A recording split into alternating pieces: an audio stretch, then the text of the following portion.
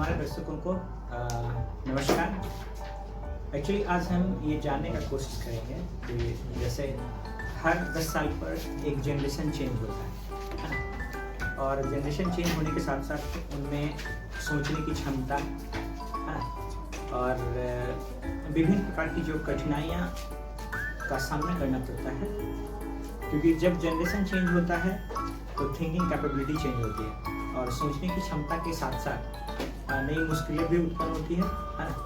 कई प्रकार के चैलेंजेस भी आते हैं और उस चैलेंज का सॉल्यूशन भी नया होता है। तो हम हमारे एक आप कह सकते हैं कि हमारे कोचिंग के एक स्टूडेंट्स हैं जो नए जनरेशन के हैं और हम दोनों के एज में कम से कम एक जनरेशन का फ़र्क है। तो इस जनरेशन के हिसाब से हम सबसे पहले ये जानने का कोशिश करेंगे कि आज के जनरेशन के हिसाब से किस प्रकार की थिंकिंग कैपेबिलिटीज है ना। उसके पहले मैं चाहूँगा कि आदित्य अपने आप को इंट्रोड्यूस करें। आदित्य। सबको नमस्ते, मेरा नाम आदित्य है, मैं क्लास 11 का स्टूडेंट हूँ और ये हमारे सर हैं। यहाँ पर मैं केमिस्ट्री पढ़ने आता हूँ। ऐसे मैं कुंभार का रहने वाला हूँ और जो सर पूछेंगे।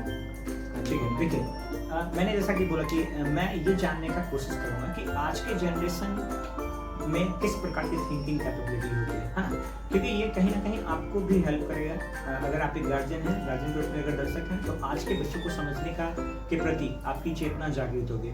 और अगर यंग है और वो यंग कहीं किसी कोचिंग इंस्टीट्यूट में या किसी भी कैरियर की सफलता में अपने आप को आगे ले जाना चाह रहे होंगे, उनके लिए भी सहायक होगा। तो सबसे पहले आदित्य, मैं ये जानना चाहता हूँ, आपकी एज कितनी होगी अभी? 16। ओके, तो इनकी एज 16 है और यंग जनरेशन है, हमारे भारत की फ्यूचर है। तो अभी अगर आप अभी जैसे ये जो वर्तमान समय है, ठीक है ना, इस वर्तमान समय में अगर मैं आपसे पूछूं कि एक शिक्षक के नाते और एक विद्यार्थी के नाते किस प्रकार की अंडरस्टैंडिंग होनी चाहिए, कहाँ पे आपको लगता है कि कुछ लैक हो रहा है या कहाँ पे लगता है कि ओवर केयरिंग हो रहा है? मतलब आज का जो युवक है एक स्टूडेंट के रूप में, पहला मेरा क्वेश्चन होगा स्टूडेंट के रूप में, कि आज का युवक एक स्टूडेंट के रूप में, ठीक है ना, एक टीचर को किस प्रकार रिप्रेजेंट करना चाहता है, मतलब किस प्रकार देखना चाहता है? केयरिंग, आपको टीचर केयरिंग दिखता है, ओवर केयरिंग दिखता है, किस प्रकार आपका क्या मतलब इस पर ओपिनियन है?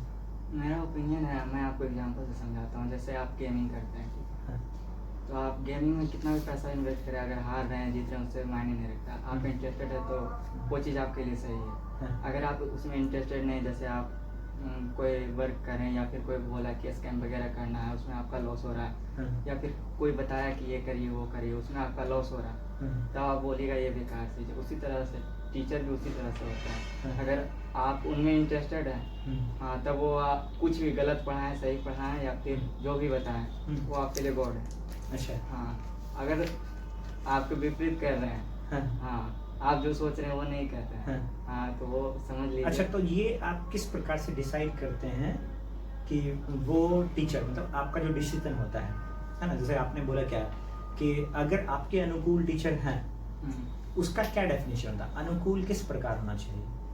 अनुकूल मतलब क्या बोले, सही मायने में बोला जाए तो टीचर समझे कि अगला जो बच्चा है वो कुछ ज़्यादा अच्छा है और उसको ये नहीं लगना चाहिए कि टीचर उसको इग्नोर कर रहा है। ठीक है, हाँ, उसका इंसल्ट कर रहा है पूरा क्लास में। ठीक है। अच्छा, ये जो मैं आपको बता रहा हूँ कि ये जो आप अनुकूल, एक्चुअली अनुकूल का क्या परिभाषा होता है? एक टीचर और एक स्टूडेंट के बीच रिलेशनशिप जो एस्टैब्लिश्ड होते हैं, उसका बेसिक आधार क्या होता है? बेसिक आधार तो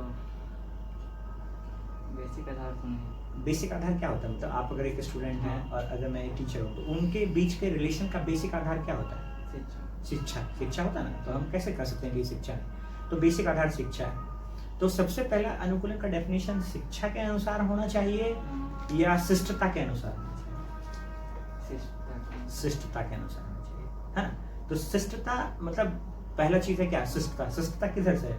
विद्यार्थी की तरफ से होना चाहिए या टीचर की तरफ से होना चाहिए? विद्यार्थी और टीचर दोनों तरफ से। विद्यार्थी और, ठीक है, बहुत अच्छी बात है। विद्यार्थी और टीचर दोनों की तरफ से एक शिष्टात्मक भावना होनी चाहिए, शिष्टाचार दोनों तरफ से होना चाहिए। अगर टीचर रिप्रेजेंट कर रहा है खुद को, हाँ, टीचर को रिप्रेजेंट कर रहा है, ये है वो है, नहीं, ये अगर टीचर खुद को ज़्यादा मतलब ओवर रेट करते हैं बच्चों के सामने, तो ये आज के जनरेशन को पसंद नहीं है, ठीक है। ये पहली बात जो समझ में आती है वो टीचरों के लिए है ना।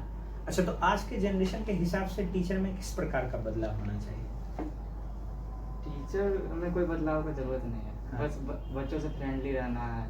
बच्चों हाँ। से तो आज के टीचर बच्चों से फ्रेंडली रहते हैं, बट उनका क्या मैटर है नहीं मैटर है उसको साइड में, बच्चा क्या अभी कर रहा है मतलब आपके पास। बच्चा अभी क्या कर रहा हाँ, है आपके सामने कैसा मतलब है। आप ये कहना चाहते हैं कि अगर कोई बच्चा हमारे पास केमिस्ट्री पढ़ने के लिए आया है तो सिर्फ और सिर्फ केमिस्ट्री में वो क्या कर रहा है उस पर ध्यान दें, बाकी बच्चा अपने जीवन में क्या करना चाहता है उस पर।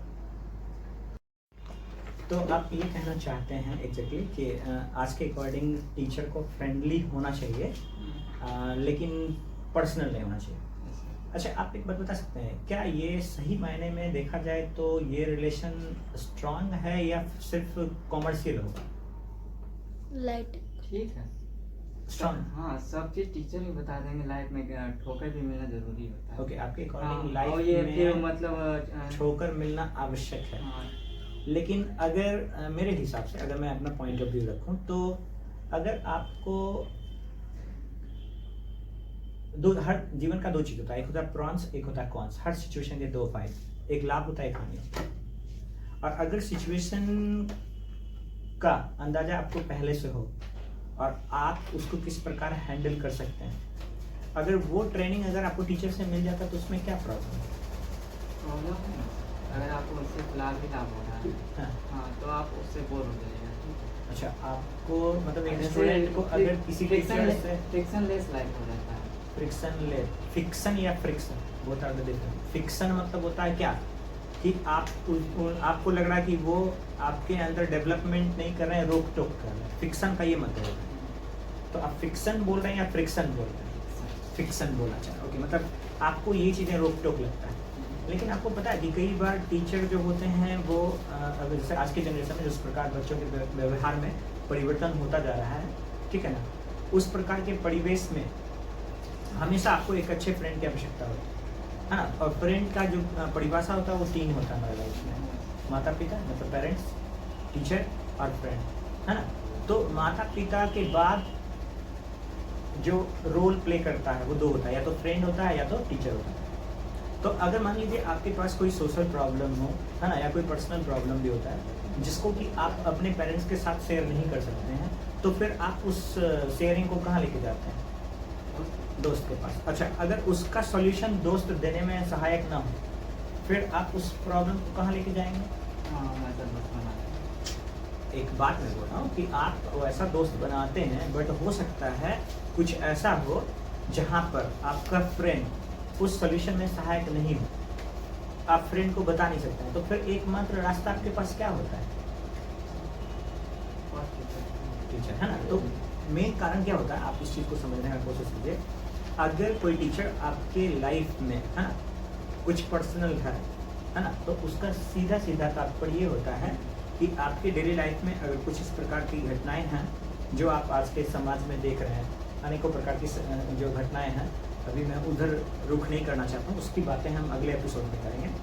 तो आज के परिवेश में जिस प्रकार की घटनाएं हमारे समाज में है ना, ठीक है, तो उसमें आप देख पा रहे होंगे कि विभिन्न प्रकार के जो चैलेंजेस हैं वो धीरे धीरे बढ़ते जा रहे हैं, है ना। तो उसमें एक टीचर के पास अगर आप उस सोल्यूशन को लेकर के जाते हैं, प्रॉब्लम को लेके जाते हैं, और अगर आपका उसका सोल्यूशन मिलता है, तो ये हिम्मत आपके अंदर कब होगा पता है? जब वो टीचर फ्रेंडली के साथ साथ कैसा बिहेव करेगा। पर्सनल बिहेवियर में भी उनका एक अहम रोल होता है, क्योंकि आपके अंदर के कुछ हैबिट ऐसे होते हैं जिसमें दोस्त सहायक होते हैं, उसका बढ़ावा होता है। कुछ हैबिट आपके लाइफ में ऐसे होते हैं जो आपके पेरेंट्स को बिल्कुल भी पसंद नहीं होता है। उस हैबिट को अगर टीचर तक जानकारी मिले तो टीचर का ये रोल होता है, ये टीचर की रोल ही नहीं, आप कह सकते हैं कि पढ़ाने से ज़्यादा, मैं जहाँ तक बात कर सकता हूँ, देखिए एजुकेटर है तो वो आपको एजुकेशन देगा ही। जो कमर्शियल होगा वो बिल्कुल आपको 100% आप आए, केमिस्ट्री पढ़े, आप गए, वो कमर्शियल रिलेशन है। There is no relations of teacher, they are called commercial teacher. But the exact परिभाषा जो होता है टीचर का, वो आपको सिर्फ कमर्शियली लाभ ना देता है, आपको डेली लाइफ में क्या अच्छा है क्या बुरा है जो सिखा दे वही टीचर, ठीक है ना। और उसके लिए ज़रूरी नहीं है कि किसी टीचर, अगर आपके दोस्त, आपके फ्रेंड, आपके फैमिली में कोई ऐसे मेंबर हैं या राह चलते कोई भिखारी भी हो, है ना, या कोई भी हो, अगर आपको कोई लेसन दे गया लाइफ का, तो एक्चुअल टीचर सही मायने में कहें तो वो होता है, ठीक है। क्योंकि जैसे मान लीजिए क्या एजुकेशन का क्या एक लिमिटेड दायरा होता है मेरे पॉइंट ऑफ व्यू से अगर आप देखेंगे। जैसे आप 11th-12th में ग्रेजुएशन में जाएंगे, कल के डेट में ग्रेजुएशन में जाने के बाद आपका अगर कहीं अच्छे जगह पर सेट हो गया, आपकी नौकरी लग गई, मान लीजिए आप दरोगा बन गए, यूपीएससी क्रैक कर लिए, बीपीएससी क्रैक कर लिए, तो आपको वहाँ पे एजुकेशन से ज़्यादा क्या लाभ देगा? एजुकेशन लाभ देगा या टीचर का वो पर्सनल और जो सोशल बिहेवियर के प्रति जो आपका चेंजिंग लाने वाला जो रोल होता है वो काम करता है? कौन सा रोल काम करेगा? सेकेंड रोल काम करेगा, ठीक है। तो फिर जनरेशन के हिसाब से देखा जाए, जनरेशन चाहे आज का हो चाहे जनरेशन कल का हो, है, जनरेशन चाहे आज का हो चाहे जनरेशन कल का हो, आज के टाइम पर टीचर के हिसाब से मेरे पॉइंट ऑफ व्यू से नहीं, दर्शकों को भी अपना पॉइंट ऑफ व्यू रखने का पूरा अधिकार है कि सोसाइटी के निर्माण में विद्यार्थी और टीचर एक अहम रोल प्ले करता है ना। और दोनों के लिए पर्सनल बिहेवियर हो चाहे सोशल बिहेवियर हो चाहे कॉमर्शियल बिहेवियर हो, तीनों बिहेवियर स्ट्रॉन्ग एनफ होना चाहिए। समझता हूँ कि फिर जो हमारी अगली बातें हैं ना, ठीक है ना, क्योंकि ये फर्स्ट एपिसोड था, आपको पता भी नहीं था कि किस प्रकार के क्वेश्चंस पूछे जाएंगे, है ना। और माइंड सेट का जो लेवल है वो बिगिनिंग स्टेज में है ना। तो हम एपिसोड को यहीं पर ख़त्म करते हैं और मिलते हैं अगले एपिसोड में, ठीक है ना। और आशा है कि आप जुड़ेंगे और इसका बहुत लाभ लेंगे। और ये हमें एक हेल्प करने वाला है, एक तरीके से समझा जाए तो मैं एक रिसर्च करना चाहता हूँ जिसमें मैं ये चाहता हूँ कि एक बदलाव आवश्यक हो, है ना।